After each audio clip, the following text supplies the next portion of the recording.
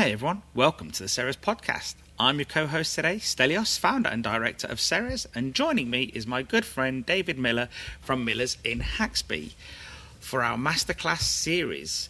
In this episode, we explore advanced frying techniques to elevate your skills and to improve your business.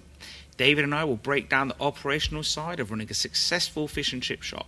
We'll cover essential training and development topics to help you enhance your business. Our masterclass isn't meant to replace traditional programs. Instead, it's here to complement them and showcase the valuable work they do in our industry. Think of it as a deep dive into technical aspects with two industry insiders. In this episode, David and I talked to Paul Graham, director of PG Chips. As we mentioned, we want to use this masterclass series to teach, but also to talk to stakeholders. PG Chips have been producing chips for the fish industry for over 20 years or so it's been really good to tap into Paul's knowledge in this field. As we said, David and I want to talk to as many professionals in the industry as possible, so if you know of one that's really knowledgeable and competent, point us in that direction. We're eager to hear from you. Feel free to share your thoughts and suggestions in the Ceres podcast group on Facebook. We aim to keep these episodes engaging and informative while tackling significant industry topics. Today's episode is proudly sponsored by Ceres Orange Chipping Basket. Discover our 44 litre orange chipping basket, crafted from durable injection moulded orange HDPE. This food safe basket is perfect for preparing and destarching chips efficiently whilst conserving water. Its sturdy yet lightweight construction, along with high durability nylon handles, ensures a reliable grip, making it an essential tool for any fish and chip shop. And seeing as this is a pre-prepared chip episode, you can also use it to drain off those chips. Visit www.ceres.shop for next day free mainland UK delivery. Stay connected with us on social media and subscribe to our mailing list through the link in the episode show notes. If you love what you hear, why not share this podcast with other people, or whilst you're there, leave us a review on Apple Podcast. Now let's dive into today's masterclass with David Miller and Paul Graham. Enjoy this episode.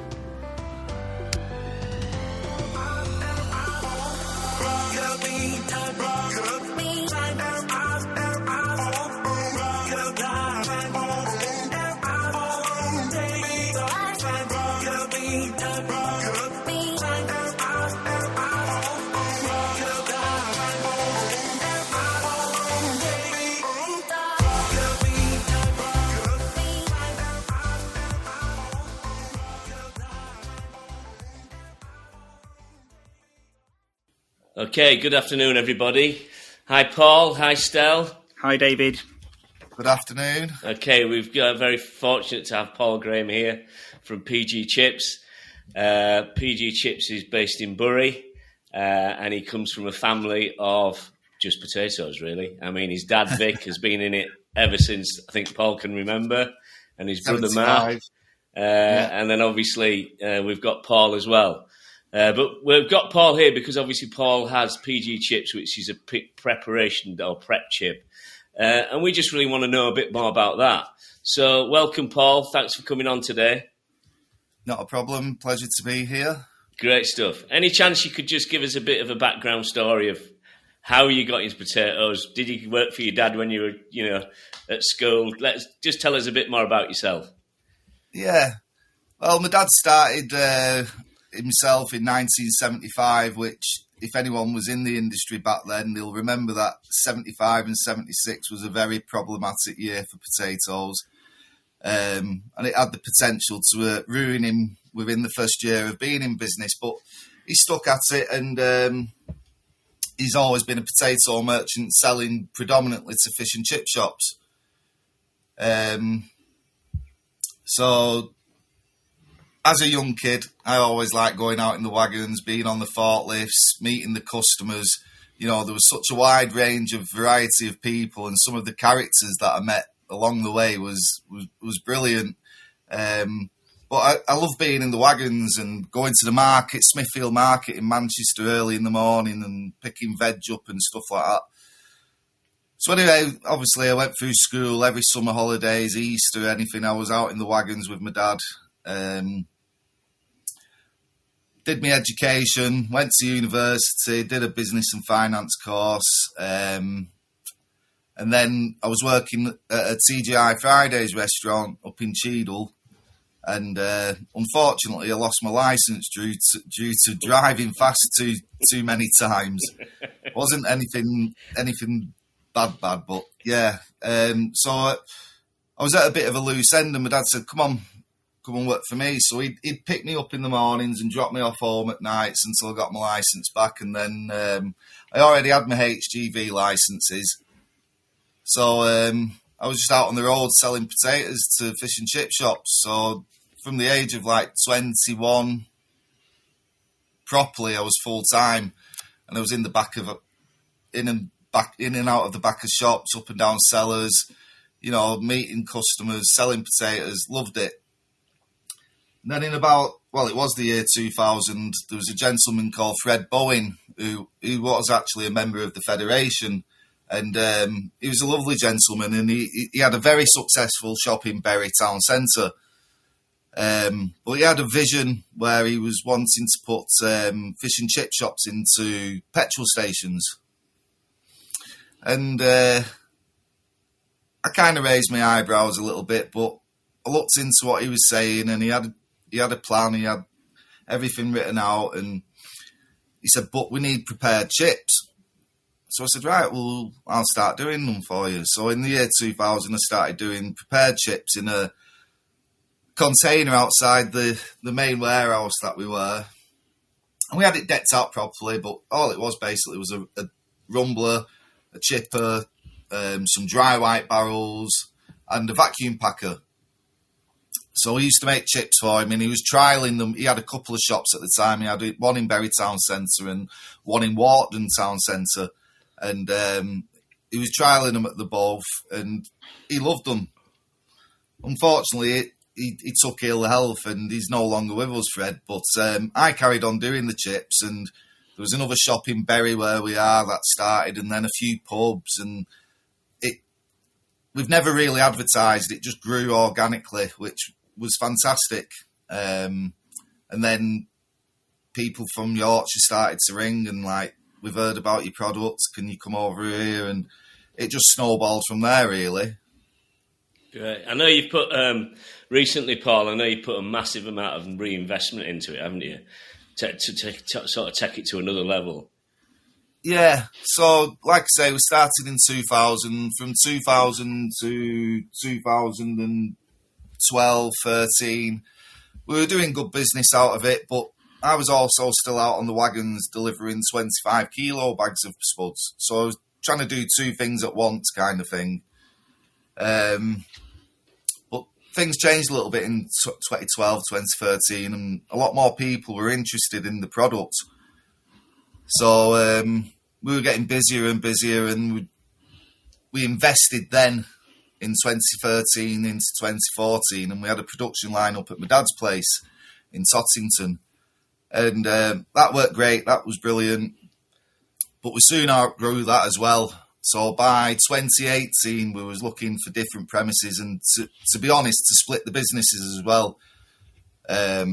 Benefit of that, obviously, we could see where the money was coming from on each side of the business. I could fully concentrate on the chip side of the business because it needed a full-time person concentrating on it. And I was always torn between the bag side and the chips and trying to do both. So in 2019, we went into premises again in Bury, 10,000 square foot. We had a production facility built within the building, all food regulation standards, all flooring, walls, invested again in some new equipment, along with our existing equipment that we brought from Tottington. And that's took us to where we are today. Going forward, Paul, let's say, because I've known you since 2016, 2017, somewhere around then. And, as I've discussed before on the previous episode, I use your chips. Would you say that, as the years have gone on, without you having to advertise, you've just seen more and more people come on board with you? Yeah, definitely. Yeah. I'll give you a good example. And I mean, there's many different reasons that people decide to use chips, but There's been a customer of our family, the Graham family, since the 70s, and it's a generational thing. His dad passed the shop down to his son. His son at the moment's having trouble with health, and for that reason, he doesn't want to be having the trouble with the staff that he has with trouble with staff. Now, this establishment is busy, and when I know what some busy shops are, and this is a busy shop, but he's just said, Paul, for the health of me and to take my mind off staffing issues and so on, he said, I just want to go on to the chips. Now, that was a difficult conversation for me to have with my brother Mark, because he was buying potatoes from my brother Mark. Oh dear. It's all been amicable and stuff. Mark actually picked something up which was much bigger than it within 10 days, just as a stroke of luck. So, things work in mysterious ways. But there's so many different reasons why it is kind of the future of probably fish and chips, Yeah. I'm a great advocate of it. And I think there's legislation coming forward. We don't really know what that is, but look where we're going to be in 5 years, 10 years' time. And I think, that's what I'm always thinking, I think in big cities like London, Birmingham, Manchester, it's going to start first and then it'll spread out to the suburbs. None of us know what it'll mean, but there is going to be something in the pipeline, whether it means that you have to have specialist traps in your shops, which is another expense. The other thing that sees this business growing is the amount of new establishments that are in units and so on, and they're not allowed to actually prepare in the back of the shops. Yeah, I never thought of that. Yeah. There's a good percentage of new customers that have come that way. Secondly, it's the cost involved in the first place. Buying a rumbler, buying a chipper, buying barrels, tiling a room out, making sure that the drainage is capable. With everything that's been going on in the world, cost of living, etc., 10 years ago, you could have probably done all that for $5,000 tops. Yeah. And now you're probably looking at 10, 11, maybe 12 by the time you've got everything tiled and so on. So, if someone is coming into the industry, that's another expense that they can factor out and kind of spread over time. Well, that could be another year's working 18 months before you get that back in profit, isn't it? Well, even more than that if it's, through the actual purchasing of chips. Yeah. Well, I'd like to say, Paul, thanks for your time today. You mentioned your dad and Mark. I met them years ago. I think probably I'd say 2012, something like that. So, quite a long time ago. I never met you back then, but it was interesting. Met you times at the awards. Yeah, I've met you there, and I was just linking it back to the family, and So, but one thing I'm sort of interested in is I think what there's a pattern emerging in these master classes actually, and it's that David's quite intuitive. He's got a high level intuition. He's learned everything sort of the hard way, and I'm sort of more operationally minded, systems minded. We're building a factory at the moment as well, so we're always constantly going through factories. So I get a little bit excited about this sort of thing. So, what have sort of been the biggest challenges for the business scaling it up? Because obviously it's a production line, you're dealing with heavy goods. Where do you think the biggest sort of bottlenecks have been over the years? Always machinery, really. Where you're investing back into your production line itself. You'll always find a bottleneck on a production line. So once you find a bottleneck, you're always trying to improve that bottleneck. I've heard people say you'll never get rid of them all. You'll always find something. Quite honestly, the production line that I've got now for the capacity that we're doing is 100% fine. Mm-hmm. I could go another 30% on what we're doing currently, and it'd still be fine. So I've pretty much got mine off to a T. But like I say, I've been doing this since the year 2000 organically. But there's a lot to learn, and there's a lot of mistakes to make on the way. Yeah. A friend of mine started Prep Chips quite a long time ago. I was still at school actually when he started, and he helped Andrew Crook set up, I think, if I'm right.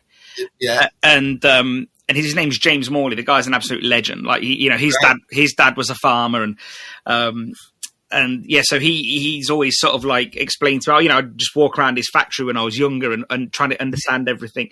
But the key thing with bottlenecks which is really interesting, is that if you upgrade everything to deal with one bottleneck, it just creates another one down the line. And what was fast 4 years ago is slow now because everything else is faster on the other side. So, So how do you go about? Give us a little insight about how you go about sourcing good quality potatoes throughout the year, because obviously you're dealing with a completely natural product. So give us an insight as to how you go about that. Right. Well, each year is different, and the last 2-3 years have been exceptional. Now, I'm fortunate to be dealing with people that my dad's dealt with personally since the 70s, and we're direct. And again, it's a generational thing. So over in Roots in North Lincolnshire, there's a farmer called John Hopkins. My dad dealt with John since 75. He's still got his first bill, and it was off him, his first invoice. I now deal with his son, Richard. So we've passed down in generations. Both our fathers are still here, and they both still like to get involved as much as they can. So just relationships like that, usually that works brilliant for me. I've got a supply that we've kind of had a gentleman's agreement that they're mine, and I've got a good steady supply. Now, that family like to grow Ramos for me because that's a variety that I like. So they always grow Ramos for me. Now, this year I've not had one bag from them, never mind 1 ton. All their Ramos stayed underwater.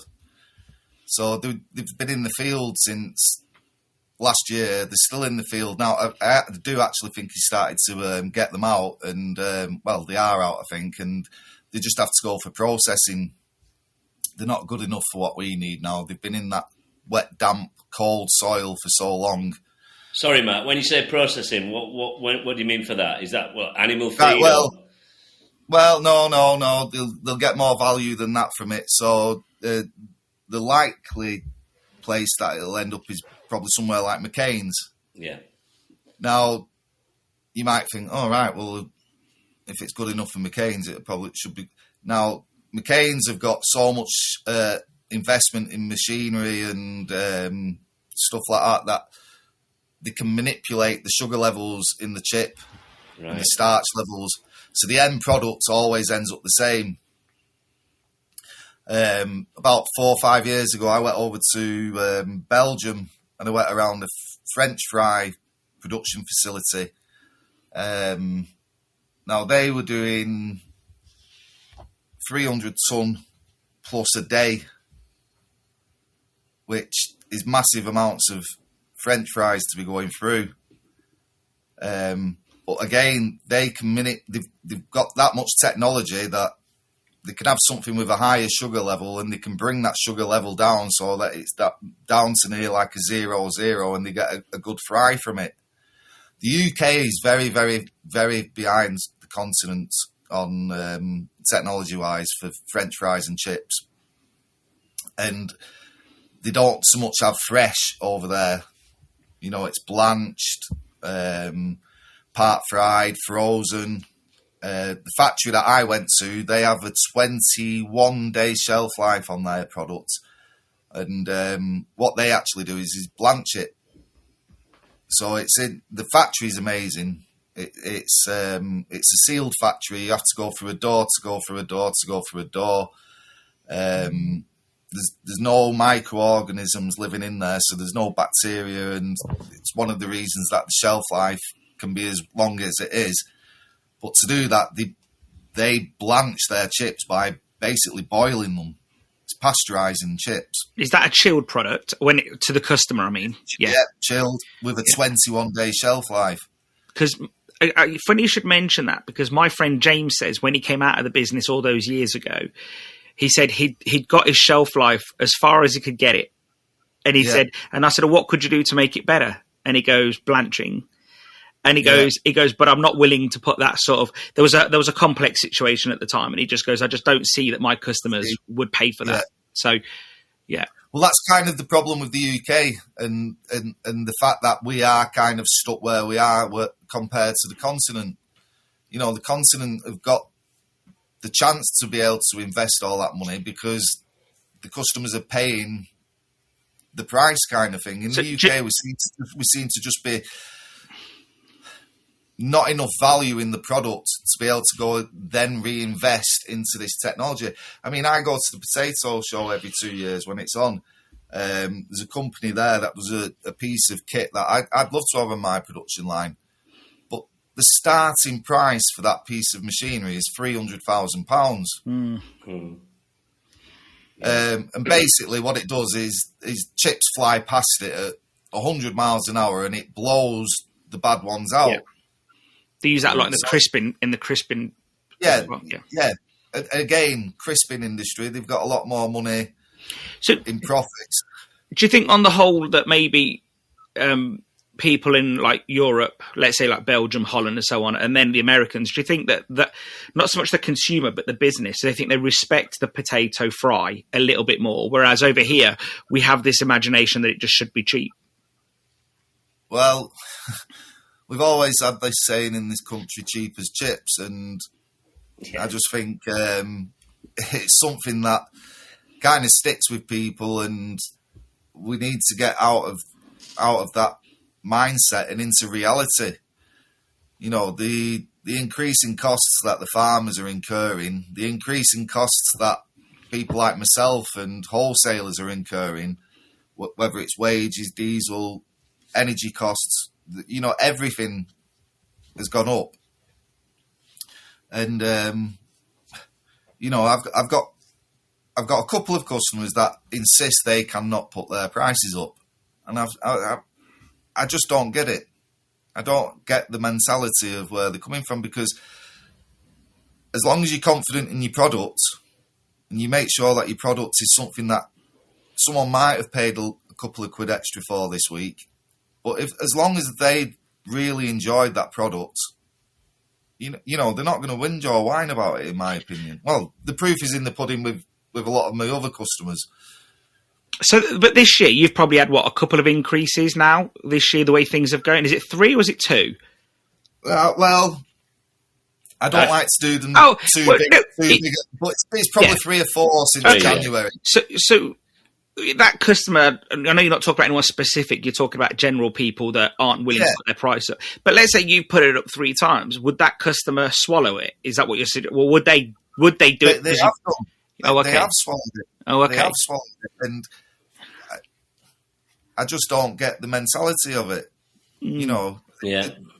And I bet the portion sizes are bigger than what they need to be as well. Well, yeah, definitely. Yeah, definitely. But I think that has been the case for a lot of shops. But the last 2 years, in my opinion, a lot of people have got savvy into the portion control, which, listen, I'm all for it. But sat here as someone that's a wholesaler of a product that is being portion control, we do see it in sales. Yeah. Now, the industry itself is down in sales with potatoes, which, to be fair, is a good thing because there is a shortage. Now, if we were busy at the moment, you know, we'd be in a totally different situation. You know, because we're quiet, we're confident that there should be enough potatoes until the new ones. There shouldn't be any problems. I can't really see any further price increases, to be honest. I'd also imagine due to low sales. I'd also imagine the portion size issue. It sort of benefits you in some ways because if you close your eyes, you don't care. Yeah, the fact is, if someone's buying them off you and they're giving them away at a lower price, that's just not your problem. It just isn't. Like, you know. And so, from one angle, you can see how that's their problem, and that's not yours. And if anything, in some ways, you should be encouraging. You know, be generous. You know, it's people. We want people to eat chips. But so you almost. Potato suppliers telling people to give less is almost like turkeys voting for Christmas, isn't it? To some degree. Yeah. And that's how I feel when I put in my letters, please be cautious of portion control, invest in portion control scoops, invest in portion boxes and stuff. I put this kind of thing in my letters, but at the same time, it's breaking my heart. But you also, I'll vouch for you, Paul. You also say, look at your pricing. Has to start at your pricing, you know. Yeah. At the same time, a business, especially since we've been over COVID and everything, I think it's really important to have like I call it an umbrella fund as such, and really. You'd hope that if you're putting in short-term measures, you'd think maybe people could swallow it a little bit before putting their prices up immediately.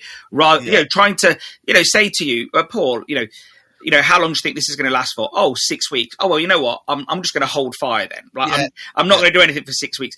But if every time they do it immediately, that could probably be negative to the customer too. I get that. I get that. Again, I'm conscious of that. So.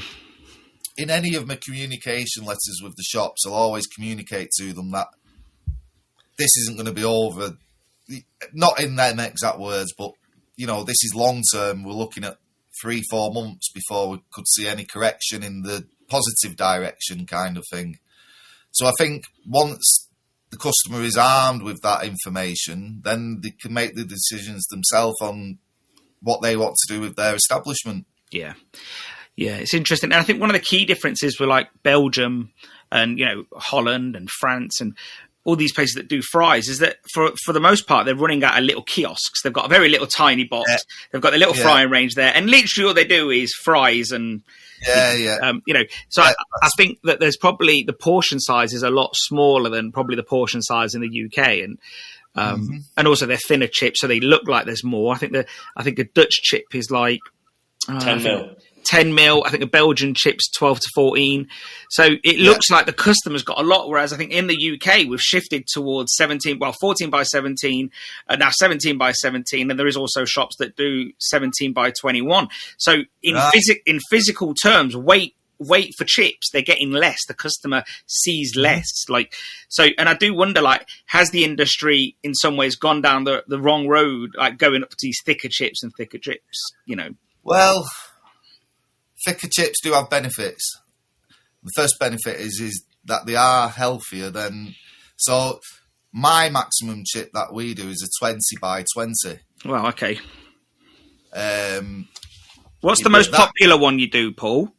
Well, 14 by 17. Oh, that's the most popular. I truly believe that it was probably me that kind of pioneered that. Traditionally, everyone was 14 by 14. But I started in 2000 with 14 by 17. One, it's good for portions. Even that 0.3 of a mil, it does benefit the shop in portion control. It is slightly healthier. So getting back to the 20 by 20s versus 10 by 10s, there's a lot less oil absorbed in a 20 by 20 mil chip than there is in a 10 mil. Well, I think if you take one of your chips, Paul, like a 14 by 17, cut that into 4 little chips, fry them off together, the French fry style will have 1.5 times more fat in it. Yeah. But I think as an industry, my opinion, I feel like, and David probably disagrees with me here, I feel like going down this road of health is probably wrong because it's fried food. I'm not being funny. For me, I think taste is more important. Taste and quality is more important. Well, As a consumer, I want it to taste good. I agree with that. But I do see why the roots of the health benefits of fish and chips and thicker chips and, the fish itself, trying to promote that as being healthier than the alternatives, the fast food takeaways, Yeah, stuff like that. but nobody else cares for that. Like as a consumer, as a consumer, if you're taking the wife and kids out, and I'm completely assuming that you've got wife and kids, no one's sitting around looking at the menu saying, "Ooh, that's got 300 calories less than the other one." Yeah, no, we're out, and is that us? Is that me and you? No, I that, don't think anyone cares, because I think, for me, if you're already out, you're treating yourself. Like, do you get what I mean? Like, if you wanted to look after yourself, you'd stay home, and you'd have grilled chicken and broccoli or something.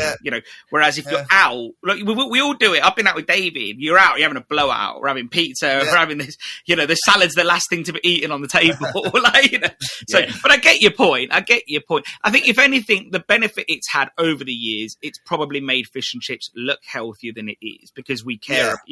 I think it's just something you need to factor in when you're selling stuff, is that health thing, because I do believe that the younger generation, and as you know, I'm a big advocate of that, of where will fish and chips be in the next 5 years, and everybody goes to the gym, everybody's a bit more healthier, and we've got people like you and me who don't look at the calories still.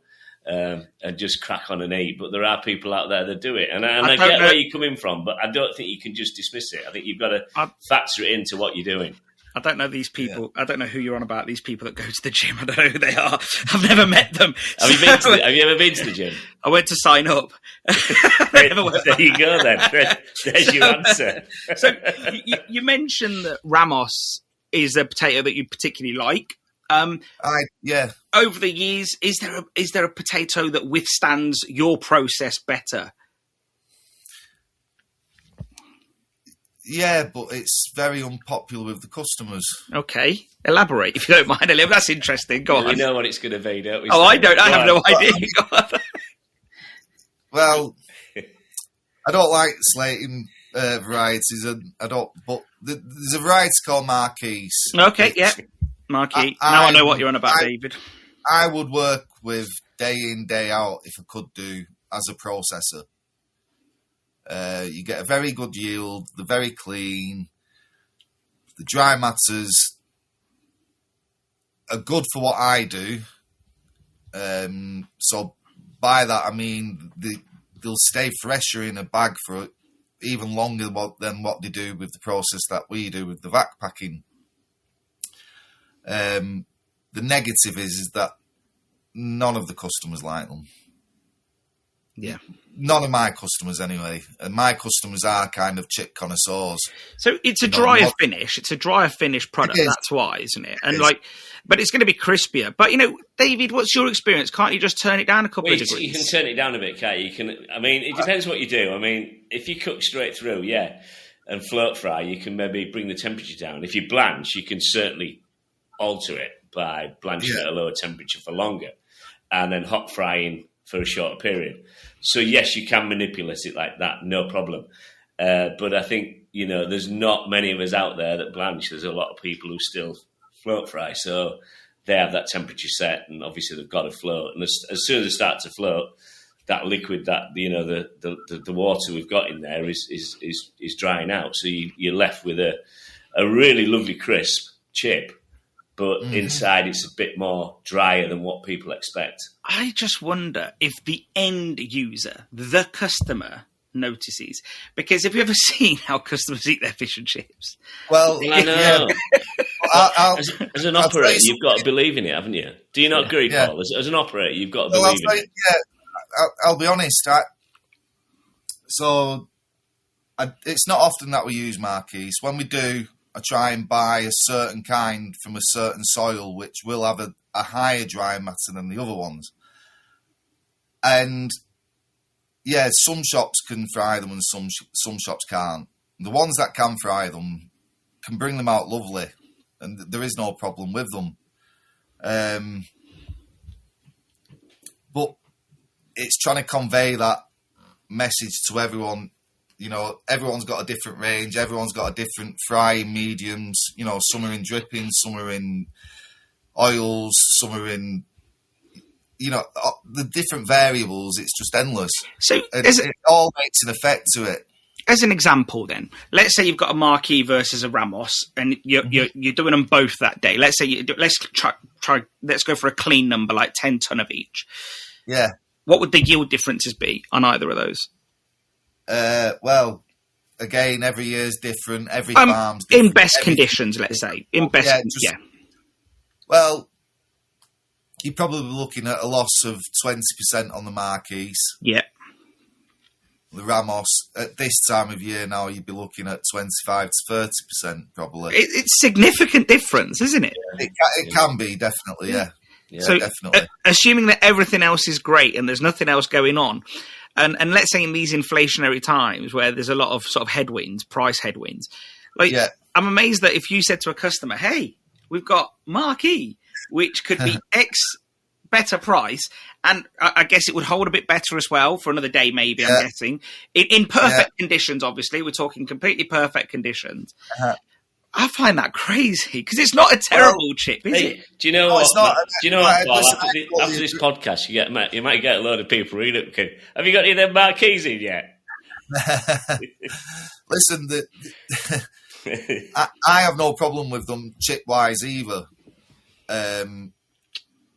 It's the care of the fryer. So let's, for example, say someone's frying them and then they've got them sat in a hot box for 10 minutes. Yeah. Marquis will not sit in a hot box nice for 10 minutes. And then that's when it goes on to the consumer. Yeah. And then that's when problems can occur. So how do you go about choosing a chip that suits everybody? Because like David blanches, other people are straight cooked through. Some people want to leave it in the chip box for 20 minutes. Yeah. David doesn't want to leave it in the chip box for 20 minutes.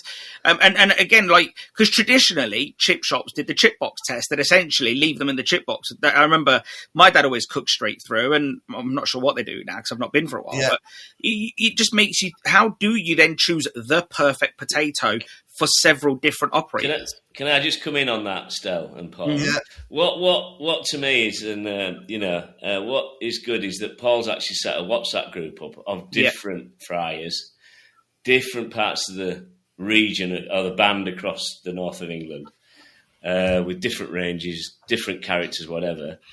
And you send a few samples out, don't you, Paul? And give us your feedback, and we all put our tuppence worth in, and there's one person always replies and says something else, but I won't mention that. And then it just keeps going on, and then eventually we come to the agreement, don't we, Paul? And we all go with it. And I think that is a very, very clever thing to do. But again, you do other things, Paul, don't you? So if you want to explain that. Yeah, well, the buying of the potatoes is always my priority, and to answer your question, Stelios, basically, the simplest answer I can give you is that usually the most expensive potato on the market is the one that's going to keep everyone happy. Now, there's plenty of exceptions throughout the year and different years where, you will find something a bit cheaper or something like that. But growers aren't daft. Merchants aren't daft. It's just like going buying a car. If you go and buying 2 different Ford Escorts, you might get one at 10 grand, one at 20 grand. But there's going to be a reason for them prices, and it's just the same with potatoes. Yeah. It's like everything in life, there's a reason. And generally, the potatoes that are at the dearer end of the scale are going to keep everyone happy, including myself as a producer. I've got to look at yields. So that's a big factor. The biggest factor ultimately is the fry and what the customers are going to get. Secondly, I need to be looking at things like yield and stuff like that for myself.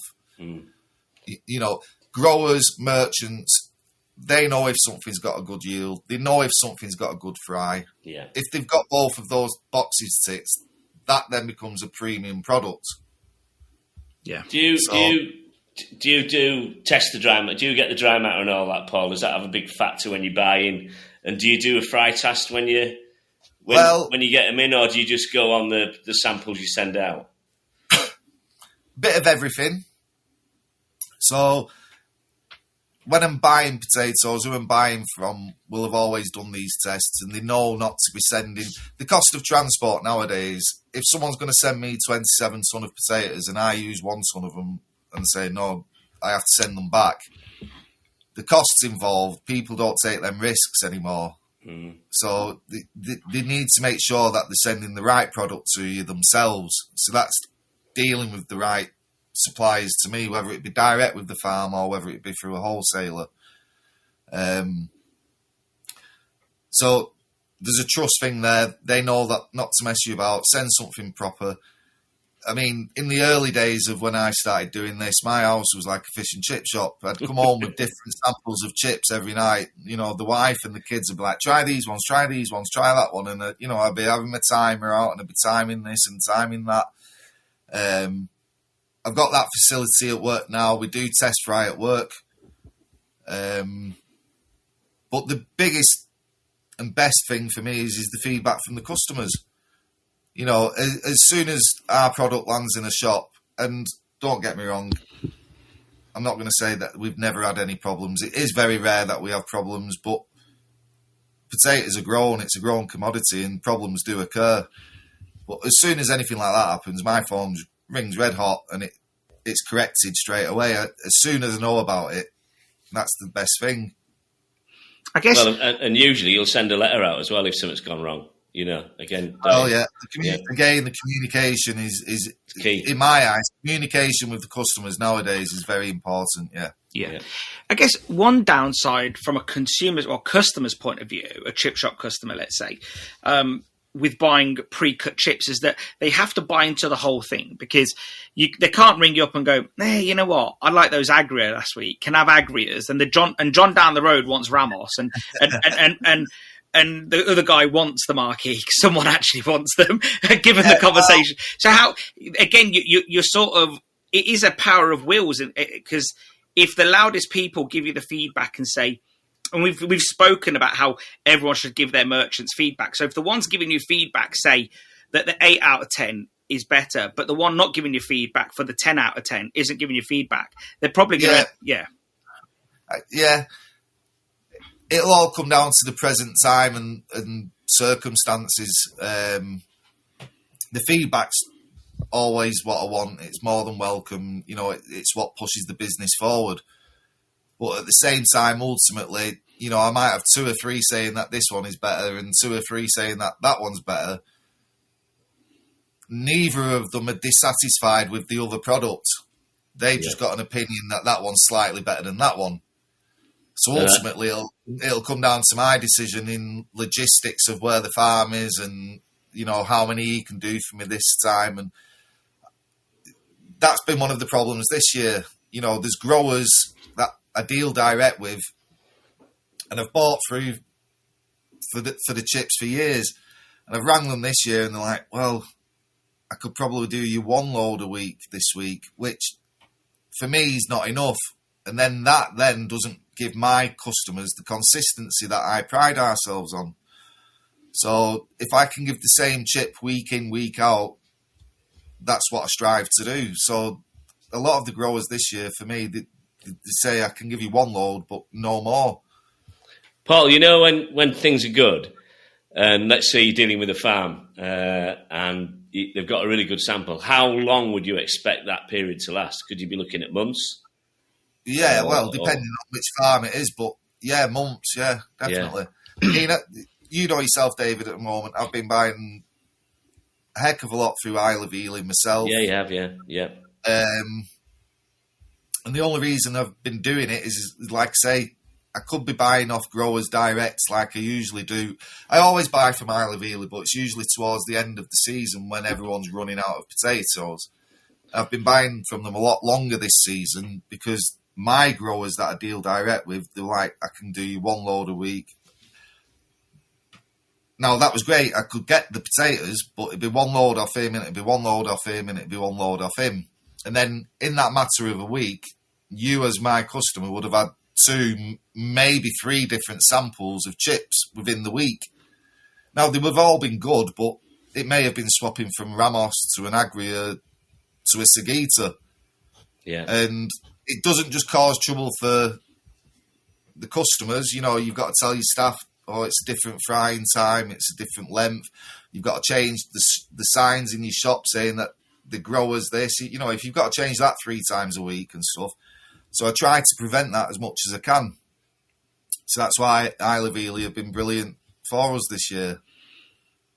And I guess what people may not realise, and this applies to them if they're doing their own chips on site, is that just because you use a particular brand from a particular farm doesn't actually mean it's from the same field.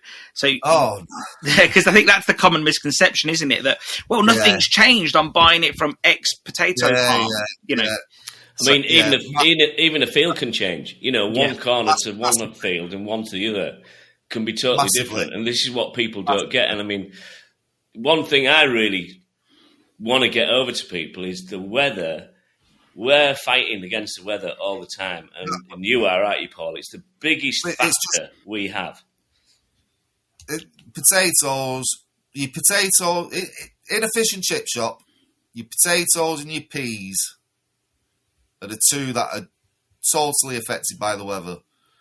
And if the weather's not in the right conditions, you're going to pay high prices for your products, potatoes and peas. And the thing that, not everyone, let's not get that wrong. The thing that a lot of people forget is that when the prices of potatoes and peas are high, the quality's low, usually. Yeah. You know, and that's the reason that the potatoes and the peas are so high in price, because there's no availability, there's no quality in the products. You know, there's massive amounts of loss of yield and stuff like that. And that's even for the farmer, you know, harvesting these in poor conditions. I mean, that Richard Hopkins that I was talking about, that I get the Ramos from. He's lost 5 fields worth of potatoes to the weather last year. That's serious money, isn't it, Paul? Serious money. Well, it was about 1,000 ton. Yeah. It explains why farmers are grumpy on good days, to be honest, because if they're making those sort of losses, because you can see it, that they're making those sort of losses, it's enough to piss anyone off, isn't it? Well, I think this is why this is so beneficial, because I don't think, as we've said before, Stel, not many people think they stop at the warehouse. They stop at at you, Paul, or stop at your brother and your dad. That's their stop point. They never think what's after that. I saw in a fish and chip group the other day, I don't know which one it was of the 4, but it said something like farmers are bringing this country to its knees. And I was like, well, if they didn't exist, then, the opposite would be true, And I don't know. I grew up with that. You know, you'd walk into the back of in my younger days. I mean, my dad wasn't prevalent in sending letters out about the price going up. It was kind of communication while he was out in the wagons, but there wasn't even really so much proper mobile phones in them days. And, you'd go in the shop and you say, listen, they're up £1 this week, whatever. Oh, has he bought a new Range Rover, that farmer? Things like that. And there has been a misconception throughout the industry, throughout the years, that farmers profiteer from it, and it's far from it.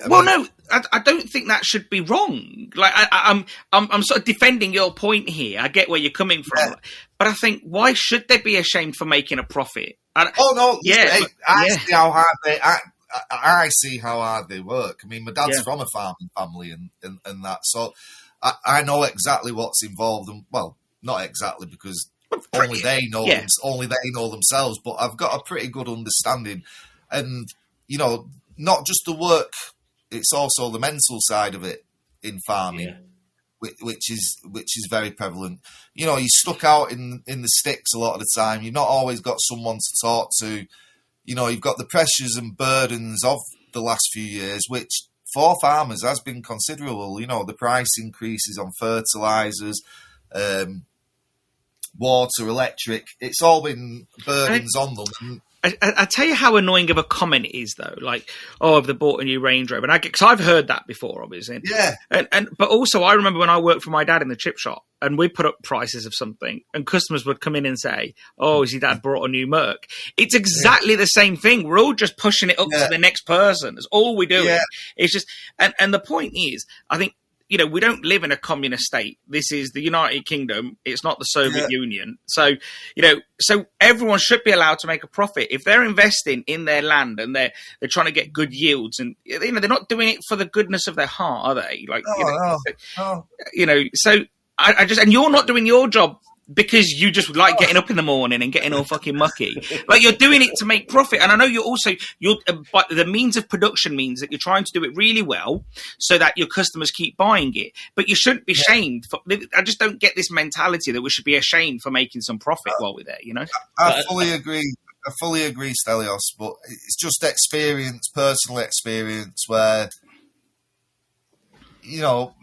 I don't know what it is. But I've seen it. It's been prevalent a few times. Maybe not as much as it was in the past. And it's not just with farmers. They think that we're millionaires selling potatoes, and they think the fishman's millionaires and stuff like that. And it's just I don't know whether it's just bitterness, to be honest. I don't know. Who knows what it is? One thing I'm interested in knowing, though, is moving on from that, because I think people are going to think we're just, as David said in one of the last episodes, that we're just sticking up for farmers all the time. They're going to think we're secret farmers. I want a Range Rover. I was going to say there's only one way to know if we turn up in Range Rovers. But one thing I saw recently, an article we were preparing for one of these masterclasses, and we were talking about how you dispose of effluents and physical waste. Yeah.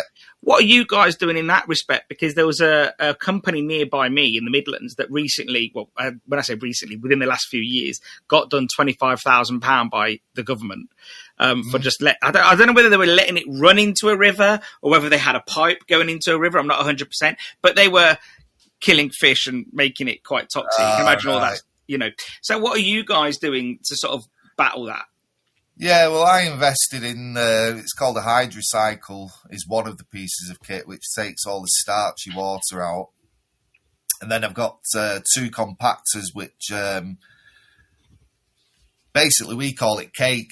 But all the potato peelings and the water go through the compactors first. And out of the compactor, you get like, it's like wet sand is the best way that I could describe it. So like builder's sand. If you got some of that and you got it wet, it's kind of like that. So we collect that in some plastic dough labs. The water goes through the hydrocycle, which takes out all the starch and everything. And then the cake, as we call it, farmer comes and collects that every day.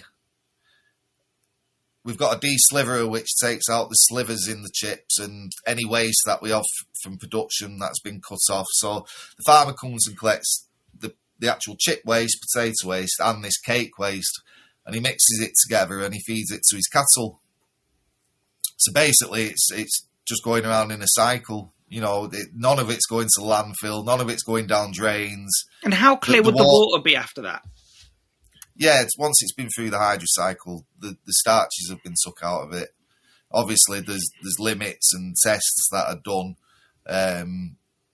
but yeah, it's all safe and above board. It's fine to go down the drain after that. After it's been through the hydrocycle and through the compactors, yeah. Do you have to keep a record of that, Paul? Do you have to do that test every day and have that available just in case you get everything like that's took care of in that department. Yeah. Well, again, because I guess you guys, do you have a meter for how much water you're going through every day? How much water would you sort of be going through daily? Yeah, I'll be honest, off the top of my head. It must be quite considerable. How many Olympic swimming pools do you think you fill a week? I don't know. To be fair, we're very good on the water because we just do one cycle, basically, a day. So we're not having to change the water constantly and stuff like that. So I was going to say, I don't even remember some of my children's birthdays sometimes. So remembering what water figures and that, I'd be lying. I'd love to know a little bit more about your setup. Explain to me what it's like from the beginning to the end. What sort of machine setups you've got? Yeah, so without giving too much away, because I have experienced that in the past where people have wanted to come and have a view of it, and then 6 months later, 6 months later, they're trying to do the same. Oh, I was thing. as we were talking, I was just having a CAD plan open, so I was literally going to set one up down here. You see, so how many? Yeah, so just be brief. Yeah, we buy a bulk buy potatoes, but by bulk buying them, I buy them in 1.2 ton boxes. Okay, so they can be tipped. Yeah, I've got a forklift with a box tipper on it, so we tip them into a big hopper. The big hopper transports that over some coil springs, which takes out any mud in the soil and so on.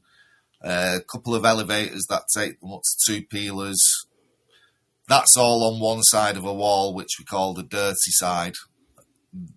Then you go into the clean side, which basically the potatoes are deposited into a tank.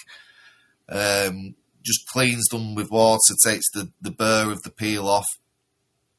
They're conveyed up a conveyor past an inspection table, which I've got someone stood on. Then they drop into drop into the chippers.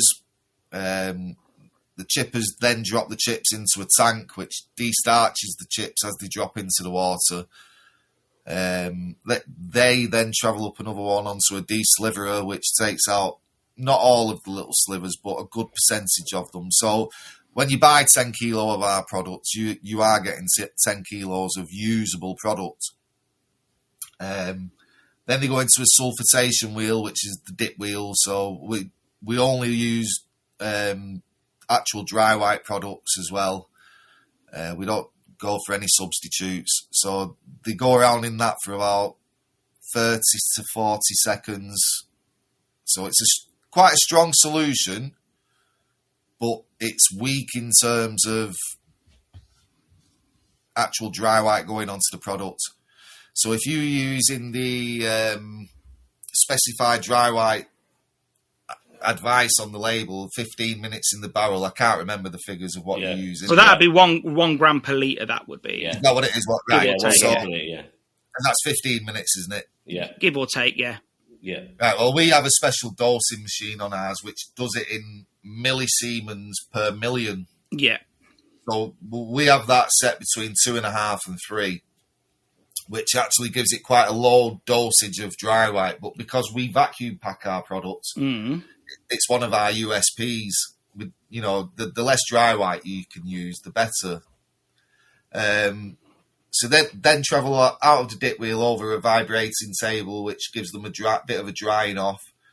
They go over another inspection table, through a metal detector, through a weigher, and into the packaging machine. And then come out at the end of the packaging machine and stacked onto pallets. So do you have an agitator to, when it's in the destarching water, do you have anything to, agitate it, or does it just move naturally?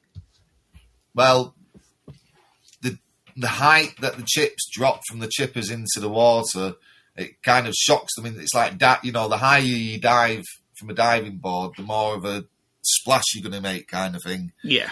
So it's designed in a way where the chips drop from quite a height into water, and it just kind of destarches them. I mean, the amount of starch that comes out of that tank compared to the other ones is phenomenal. I can imagine. Yeah. Yeah. I can imagine that I need some scooping out. And I forgot what I was going to say next. So then obviously they go out, and then do they just dry naturally, or do you have blowers on them to dry them? No, I've got a vibrating table that they have to travel across, which is a few meters long. And by the time they just get bounced on that really fast, that shakes all the water off them. You're never going to get, again, going back to the continent, Belgium, Holland, places like that, you're never going to get a fully dry chip in this country the way that we're operating. There is technology to get a fully dry chip, but again, because obviously the investment level. Yeah, well, and this is the thing, because the two things I've mentioned, for example, we make a solution for somebody to remove the starch off faster. That would be a slight extra cost. But if there was an agitator, then obviously that's extra electric. If there was a dryer, that's extra electric. How do you balance how much more you do for the setup you've got? Because it's a balance. Everything takes resources, doesn't it? So yeah, experience and the relationship with the customers. if I get feedback, oh, Paul, you could probably improve the product by doing this, then I'll look into that. Would a customer know what I've just said, though? Like, because I don't know if they know the end product. Do you know what I mean? If that makes sense. Yeah, I have got a number of customers that are up there with the knowledge of it. David included. Yeah, that makes sense. And I mean, it's things like I think it's things like that get fed back to you about.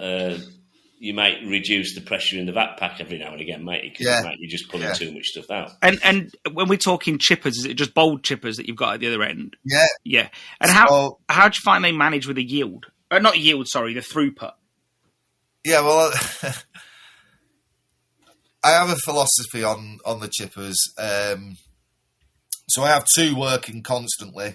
I've sat down with the director of Bold, and he was amazed. He just said, he said it's mind blowing. They're not as cheap as they used to be, but they used to be quite cheap, Bold chippers. And having two running, you could always have two sat there spare. So if there was a problem, you just pull it out, put a new one in, fix the other one, because it'd likely be a belt or a motor. Something that we could do ourselves, maybe. If not, we could send it away and have it fixed. So there's not the initial outlay in the first thing. I've always got two of them in operation. So it's like peelers now. I've got two peelers. So if I have a problem with one, it doesn't stop production. I can just go on to using one instead of using two. And the same kind of applies for the chippers. The next level up with the chippers... they're an American company, and you're looking minimum 50 grand investment, which I've bought stuff a lot more expensive than that for the production line in the past. So it's not so much the price, it's just the fact that it's one machine. Yeah. So and it's a big thing as well, so it takes up a little bit more space. If I have a technical issue with that one day, I've got to wait for a technician. Now, this company is an American company. Yes, they have UK technicians, but how long have I got to wait? What is my downtime? Can I make my customers wait for chips? No, I can't. And then the next level up from that, you're looking at probably a couple of £100,000 investment, and that's hydro cutting, where the potatoes are forced down a tube, basically, with water under high pressure. And goes through the blades. And it just goes through the blades. Downside, you use a lot more water, you use a lot more electric. It's £200,000 to buy in the first place. And again, it's one machine. I think if something technical happens on that, then you can't carry on running. I think a friend of mine, because my concern is when you run anything at capacity, that you go back to the manufacturer, and well, it wasn't built for this. It was built to do, although like if Bold are great, obviously, I'm not knocking them, but their machine says, I think they said something like 25 kilos a minute or something. Yeah. So, but it's not made to do that all the time. Just like a Bugatti Veyron's not made to drive at 300 mile an hour all the time. Yeah. It's just not going to do it. Whereas I think and then your chips start coming out a bit deformed, or whatever it is that you're making, it's always going to be a trade-off, isn't it? Yeah, one thing I will say is that you do, blades, you have to keep your blades. Oh, you'd be going through them like, a whole box of those, wouldn't you? So it's important to keep the blades, which, again, for a Bold, you're not talking massive money. There's other equipment out there that the blades would be a lot of money. A friend of mine had, I think, just as he was finishing, I think he had an Urschel slicer. That's one from America, yeah. That's it. And I think he was doing he wasn't doing. He said it could do 4 ton an hour. Yeah, and I think every chip that came out of that was, well, obviously you're always going to have some bits because it's the shape of a potato, but it was decent. It was a decent machine. So, but obviously, Paul, the speed that those two Bold are doing is the right speed for the whole production to go from start to finish, isn't it? Yeah, listen, if we were to say that we were going to go more than 30% than what we're doing now, then I would have to look at different avenues. Yeah. There's another 30% in what I'm doing at the moment, kind of capacity there easily. I'm not saying that we're not going to look at things in the future. Just at the moment, it's worked for us for this amount of time. And having the de-sliverer after it, as you said, Stelios, you're always going to get the edges of the potatoes going through a chipper, no matter which way it's going. Unless you're grading every single potato, but then you're still going to have, But it gives it that natural look as well, and like I say, you always leave a little bit of skin on as well, don't you, Paul? And it just disappears. There might be a bit of skin on it, but honestly, it just once you fried it, you don't even know it's there. It's disappeared.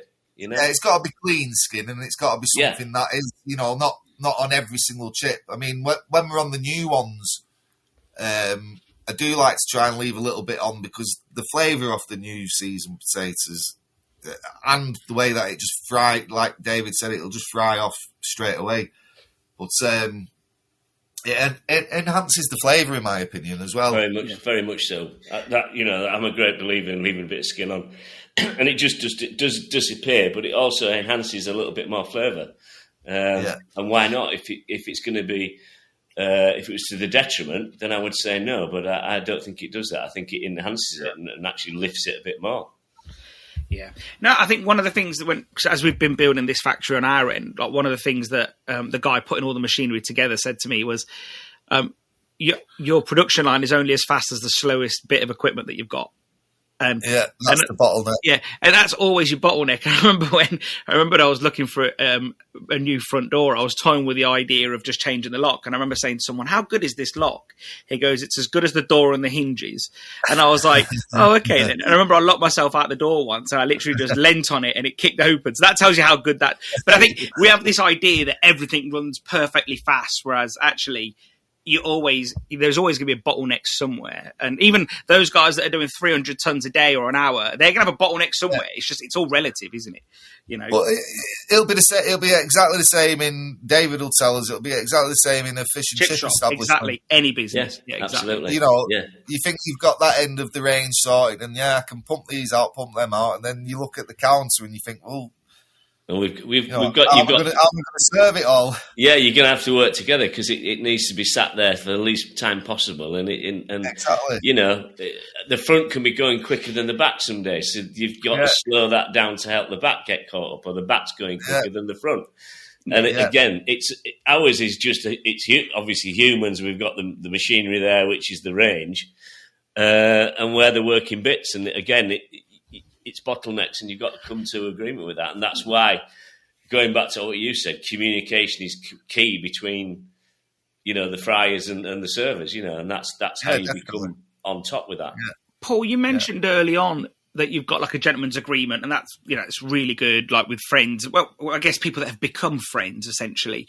You're not buying off them because they are friends. So what's the downsides to having like a contract in place where you'll say to a selection of farmers, let's say, or growers, Isle of Ely and so on and so on, here's our spec, whoever's got it, we want to buy X off you over the year. Because obviously the crisping companies are doing this, the mashed potato companies are doing this. I know the likes of Mitchell's Potatoes for normal potatoes, unprocessed potatoes are doing this. Give us a little insight behind your experience with that. The main reason I don't do it is because when you get to years, for example, this year, last year with the high prices, someone somewhere has missed out. And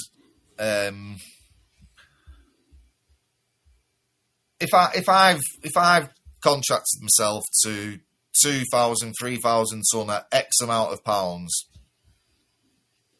and then the price goes through the roof, and I'm thinking, all right, I'm doing all right here because I've got these and I've contracted to this. But what if there's a problem as you go through the crop and then your customers start complaining? It'd be great for me to say to David, look, I've got you this price for the whole year. He could say, brilliant, that's great. But 6 months down the line, the quality of the product starts going down and down and down.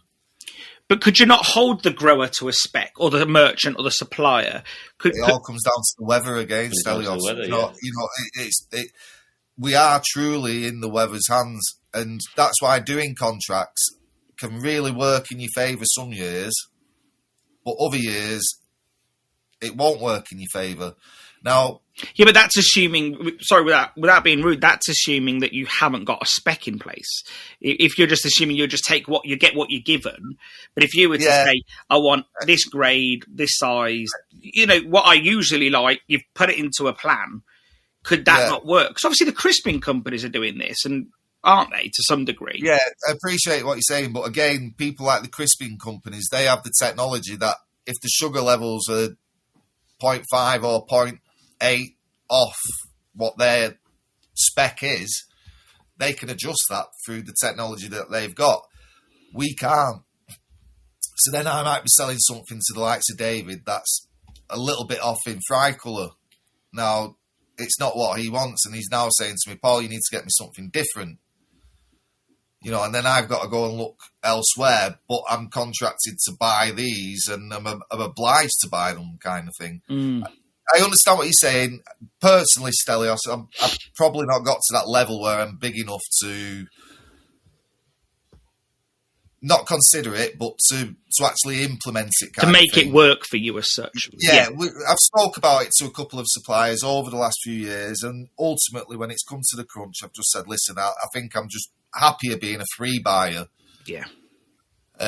When you've clearly got the experience to do that right, you're buying good quality product. You wouldn't have all these customers that you have got if you weren't doing it right. No, for me, it just gives me a level of security where I'm not stuck with something.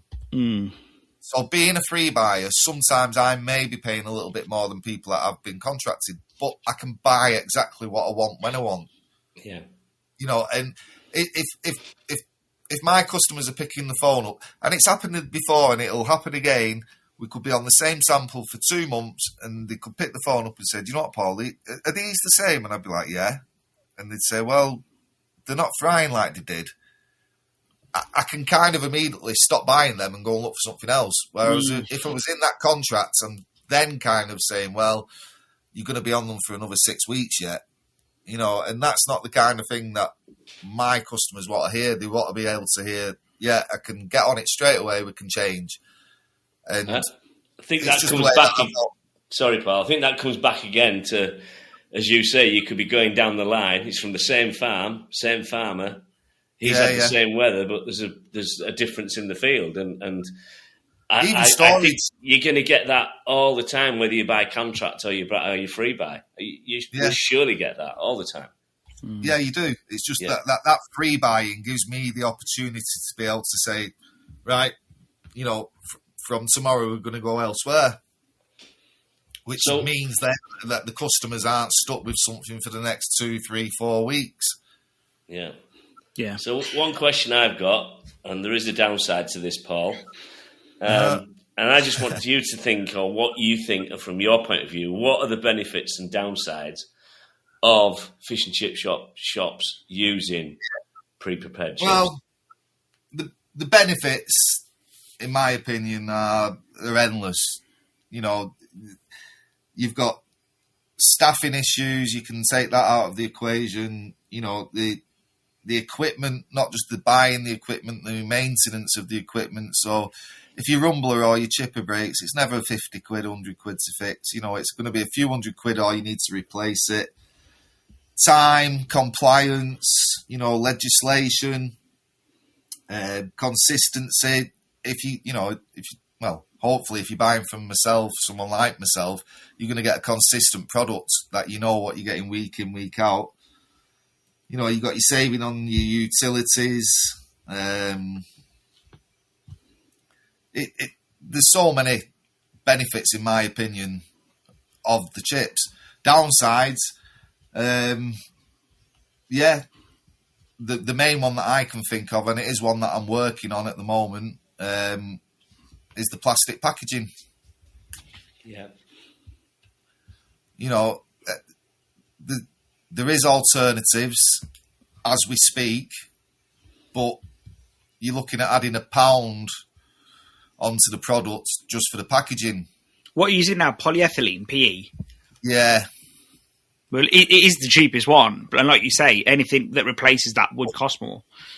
Yeah, I mean, there is the company that I deal with, Multivac, I mean, they're massive. They're multinational, heavily invest into everything that they do. They have a product at the moment that it's kind of it's been on a trial basis. It is successful, but one of them's more expensive and one of them's just about the same price, but the quality is not going to be as strong, which for my products, it needs to be strong and withhold it. So that leaves the more expensive products. It is something that I am actually in the future, I'm going to put in my next communication, just after a little bit of feedback about if there is anyone that wants to pay £1 a bag more for a product that they can consciously say is not going into landfill. But the thing is, I personally, I'll defend you somewhat here. I understand that, everyone wants to be plastic free, but the fact is, if it's the best material for the job, then I wouldn't change anything, in my opinion. Because for me, it's understanding that 48% of material goes to incinerators in the UK. It does, and the other 48 or something, give or take, is recycled. Your product won't be recycled because it's a material that isn't recycled and it's had food in it. It's going to an incinerator all day long because it's had food in it. So I just think if you change it, it benefits nobody, and you're just sending more expensive packaging into a bin. An incinerator. Incinerator. Yeah, no, I listen. I agree fully with what you said. And for me, personally, it's not something that I lose any sleep about. But I know that the consumers nowadays are more conscious about these things. And again, if you can just try and better or improve your business or your structure in a way that is keeping everybody happy, the people that are conscious of it. I think if you think about it, if it's going to be something that's detrimental to the actual product itself, or detrimental to ultimately the profits at the end of the year, where like we've said before, no one can work for nothing. I don't want to be working for the sake of someone having a clean conscience on packaging, but I would strive to that if it's viable. At the moment, the fact that we use labels on the packaging makes it unviable, and the fact that it's had food in it, like Stelios mentioned, makes it unviable. Now, there is ways around that. I could get the information that's on that label printed onto the product, so there's no label involved. No. But then you have to go through a process of washing the plastic.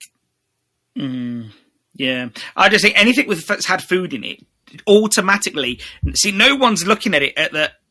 So when it gets taken away by, let's say, Biffa Waste or Bury Council or whoever, or I guess it's Greater Manchester Council, I'm not sure. But either way, so they're not looking at it and saying, 1 minute, let's look at this for a moment. This has had potatoes in it and they've been washed. It doesn't matter. Let's put it down the recycle. They're not.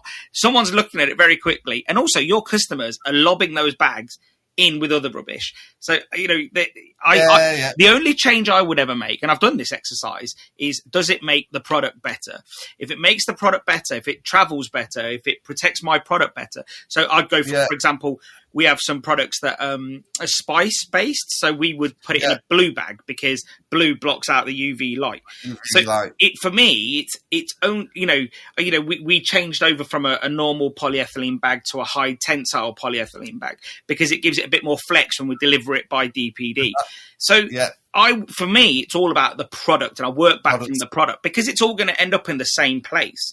So I guess you could look at you've got polyethylene, you've got high tensile polyethylene, you've got polypropylene. There's so many different ones, nylon. But if it does nothing for the product to benefit the product, and it does nothing to please your customers, and it still ends up lighting up, making electricity for us, I don't know. Yeah. I think in business we've got to be very careful not to virtue signal, if that makes sense. I think that's your letter written there anyway, Paul, isn't it? You probably don't bother writing that. Blame it on Stelios. I have no worries about taking that packet of chips into the restaurant and saying this is how we get them. and I sell it like you say, Paul. Like it comes through a rumbler and everything, and the cake and all that. From a sustainable point of view, us getting prep chips in, we're 95% there anyway. Yeah, all we're getting rid of is the bag, and as Stella says, it goes through an incinerator anyway. Yeah, that's very true. One thing I'm intrigued in, I don't know how far you've looked at this, but have you ever looked at modified atmosphere packaging as opposed to just vac packing? Yes. And I know it's ridiculously expensive, so I'll just put that out there before your customers start ringing you and saying, I want it. But have you ever done the exercise to see if even the process would be beneficial? Yeah, no, we've looked into it. I was advised from the start that it doesn't work for what I'm doing. Okay. It's very beneficial in other sectors, supermarkets, etc., etc. But for potatoes, there's a guy called Peter Gresti. He's got a company called Agritech, and he's worked with Andrew Crook in the past, and they know each other well. And he knows his stuff. And when I first started doing it, he just said, "It's not for fresh chips, Paul. It give you no benefit whatsoever." He did tell me the reasons, and it was a long time ago. And to be quite honest, I can't fully remember why. I've looked at many different methods. One interesting one for you both is and with David that used to work on the cruise ships, I got approached about supplying fresh products for cruise ships, and I said, well, it just won't last. Anyway, I did a bit of research, and if you buy a knife peeler, your product can last up to 4 weeks, 28 days. And that's using MAP as well. But basically, by peeling a potato fully by a knife, as opposed to carbon undrum, you peel a potato by carbon undrum, you're pitting the potato, so you're giving the potato bacteria can stick to it and grow. If you knife peel it, it's just a totally clean cut, and the organisms, I don't know what the ratio is, but a lot less. Hardly anything will stick to a knife cut product. So that's one way that you can extend the shelf life. But knife peelers are very expensive, very hard to maintain, and very expensive to maintain. I think when I was looking at, I don't know, I just look at these things, and I was talking to people, and I think they said if you were going to do modified atmosphere packaging for peeled chips, you'd probably, the key differences would be that what you're doing is removing all air, or as much as you can anyway. And then what you do with modified atmosphere packaging is you'd probably go for a 20 to 30% carbon dioxide, 70 to 80% nitrogen, and pretty much 0% oxygen if used. And the nitrogen is just there as a filler, really. But that really changes the inside. But again, this is going to be not a cheap method. So I think, also... go on, sorry. That was one of the things that the feedback that I got, that there was going to be an expense involved, and I wouldn't necessarily gain anything from that expense. Yeah. You wouldn't. The bags wouldn't have to be as tight as vacuum packed. They'd be able to be loose, similar to poly bags, but tight. Yeah. But not tied, sealed. But they wouldn't, which would mean that I guess that would be more robust when travelling. I guess. On the other end, Stel, at our end in the shop, you wouldn't be able to pack it as well, because obviously they come in blocks. So they'd be sat on a lot. You'd have to have more space. And I also think with the production from the prep chips, obviously I work with Paul, we get a delivery every day. Some get a delivery every 2 days. Some get a delivery every 3 days. They've got a 6-day shelf life, so they last. So to me, there's no reason but if you change that. But it will drop off. There's going to be a certain point. Day 6 chips are not going to be as good as day 1 chips. But there won't be a day 6 on there if they couldn't go to that, would there? Well, our delivery patterns are every other day. So, in theory and reality, really, you're never going to have chips that are 6 days old. You've got a delivery available every other day. Yeah. So whether that's Monday, Wednesday, Friday, Tuesday, Thursday, Saturday, will come every other day. I guess the only time it kicks in is if someone's getting a delivery on Saturday, maybe. and then they'd use them on Tuesday. But that's not 6 days anyway. So, well, but yeah, no, it's not. A lot of it comes down to storage, Stelios. So tell us a little bit about storage then, because I think I think a lot of people would blame you for things that they could have fixed on their end. So give us some tips on how people could store their chips better. I've had in the past where someone's commented on chips maybe, and I've said, listen, just do me a favour, check your fridge and make sure it's working. And they've rang me back and said, you know what, it wasn't. Yeah. And I've known because no one else has given me this complaint kind of thing. Now, I always state 2 degrees on the label. I've had health and safety inspectors, I've had people in shops say, that's too low, you don't need to be that low, it doesn't have to be that low. No, it doesn't, but if you can try and keep them at 2, it keeps them fresher, it keeps the packs tighter. Another thing is trying to have shelving systems within fridges, so if someone's got 30 bags of chips stacked on top of each other in a fridge and there's no air circulation in the fridge, it's just basically a fridge full of chips, and only the top ones are going to get cold, and then the next time you take, it's just going to go down layer by layer. So the ones at the bottom, they've not been chilled properly. Things like that. If they're stored correctly, it was kind of what I was saying about the marquees before. If you put a marquise in a pack, in a fridge at 2 degrees with nothing else sat on top of it or at the side of it, 8 or 9 days in some cases, they still fry just as good. Wow. Mm-hmm. And that's the dry matters of the marquise. And if they're stored correctly. I mean, when you say... The only reason I know that is one shop he had a problem with his range or his something like that, and he was shut for a week, and he rang me and said, do you think these will be good to use? I said, I doubt it. He said, I'm going to try them. Anyway, he tried it. He said, they weren't as good as the day he delivered them. He says, but they were fine to sell. And that was like 9 days later. So what I try and stick to, Paul, is I try and have them shelves with about 4 high, maybe 3, 4 high, no more, much more. Maybe 5 you could get away with 4, and then another shelf and sat on top. The key thing is to get circulation, whether it's around the sides or the middle of the chips. Yeah. So I guess, when people are like, oh, well, I've got this old fridge, I went and bought an old fridge off eBay or Facebook Marketplace. It's not been gassed for 40 odd years. And I'm exaggerating. I'm doing that just to build a point. So in some ways, the savings that are made by not having a peeler and chipper are sort of lost because they should probably go buy a good set of fridges. And I'm not saying all of that money, but it's a consideration that you must have a good fridge if you want to do this thing. Definitely. Definitely. And quite a few people have built little walk-in ones now, and they don't have to be massive.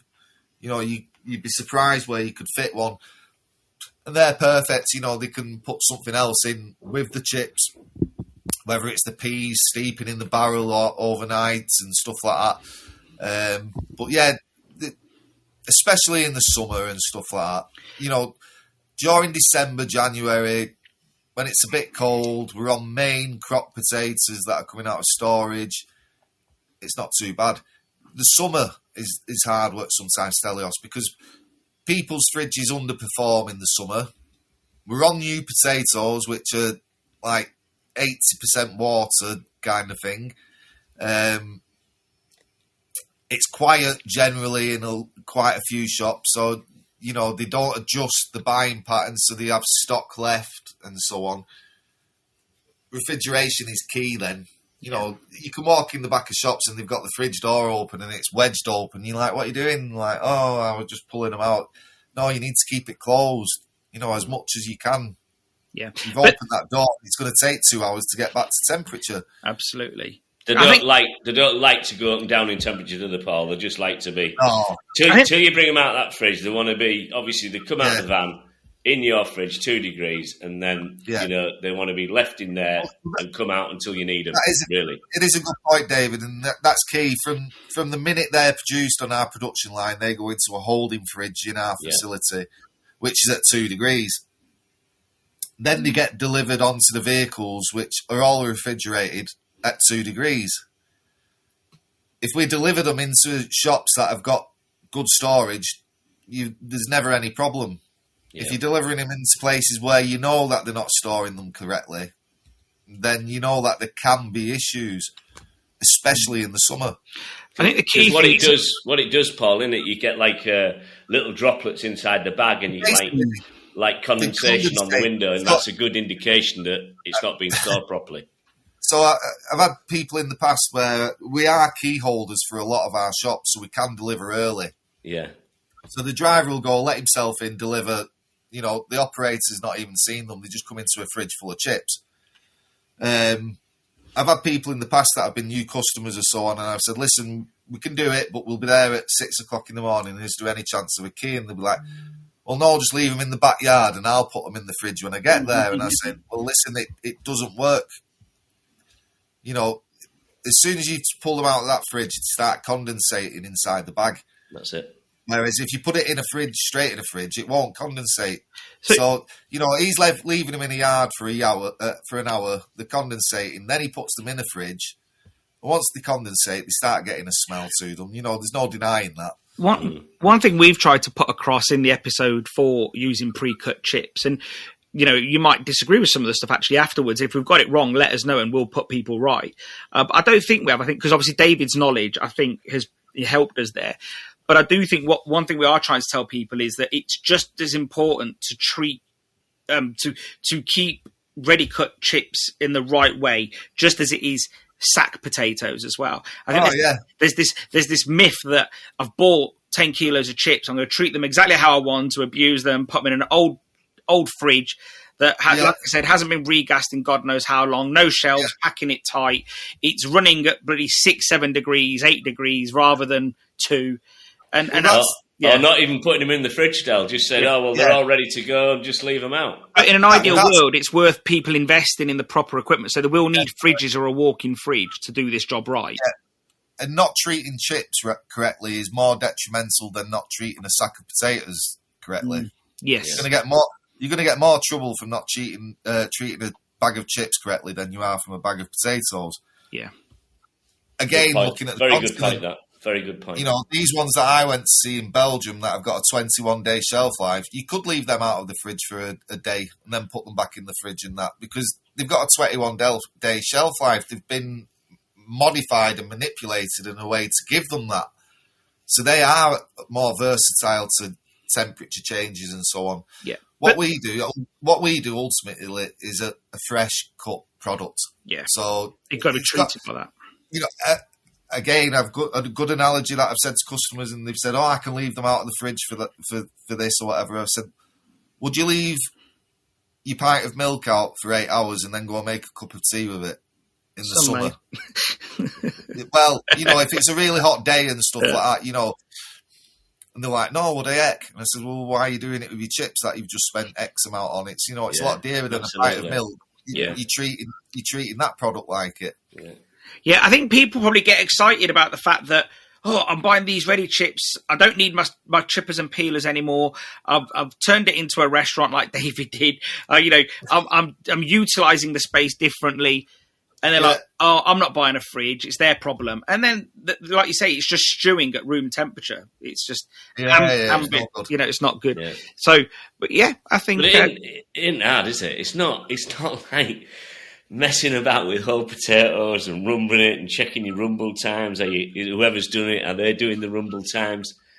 All you got to do is get a fridge that runs properly. You put them in. And the thing is, you don't even have to put them in. Paul's guy, you know, a lot of the guys do it anyway, and they rotate it off. Yeah, the drivers are trained because they pull the old stock out, put the new stock in, and the old stock on the top.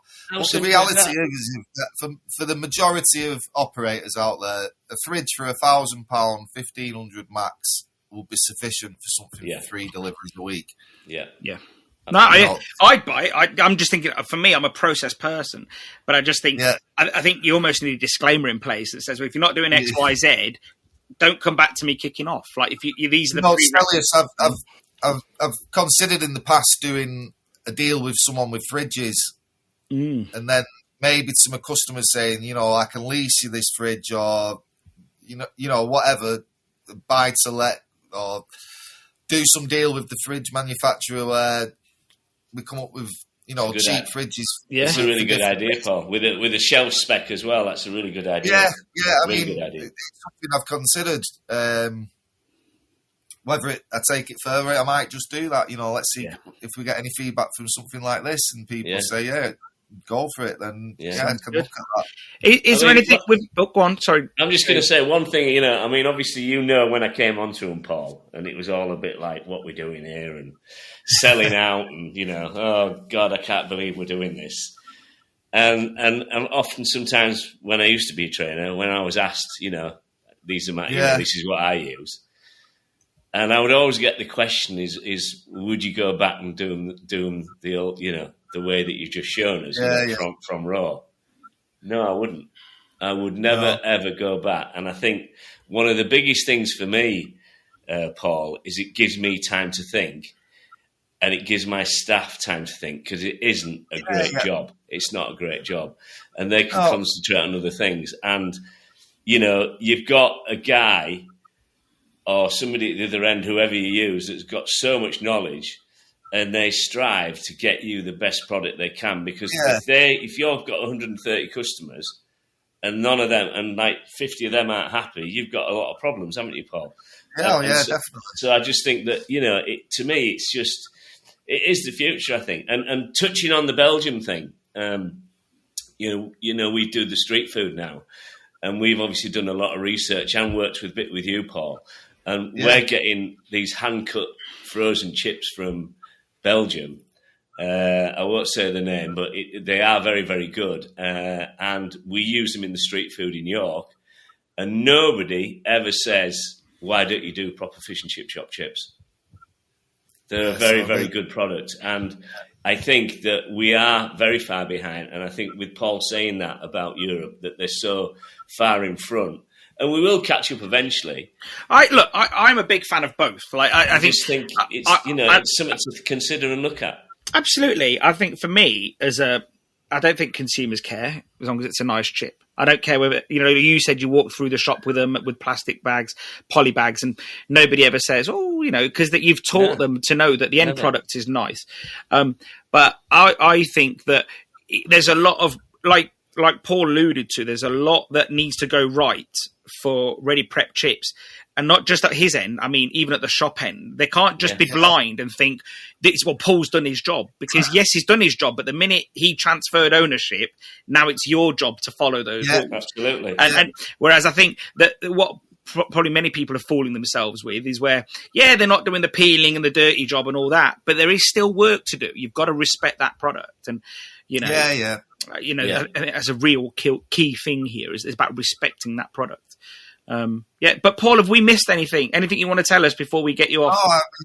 No, it's been a pleasure. It's like I say, it's the first time I've ever done anything like this. It's been a good experience. I've enjoyed answering whatever questions you've had and so on. I can't think of anything myself.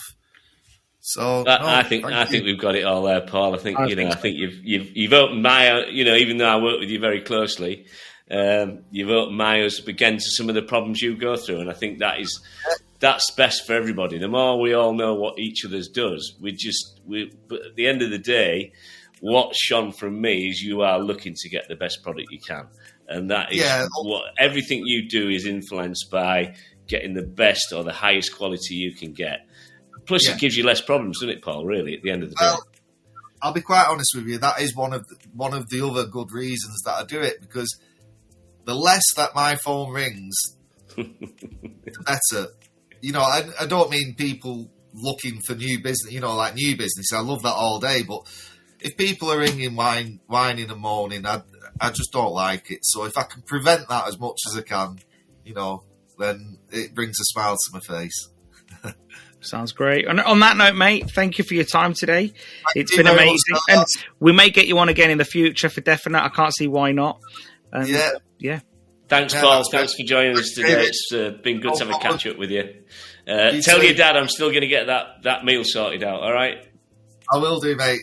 We're off to the Isle of Man on Thursday together for the TT. Oh, wow. Brilliant. So, well, give him my very best, won't you? I will do. Cheers, Stelios. Thank you. Cheers, David. Cheers, mate.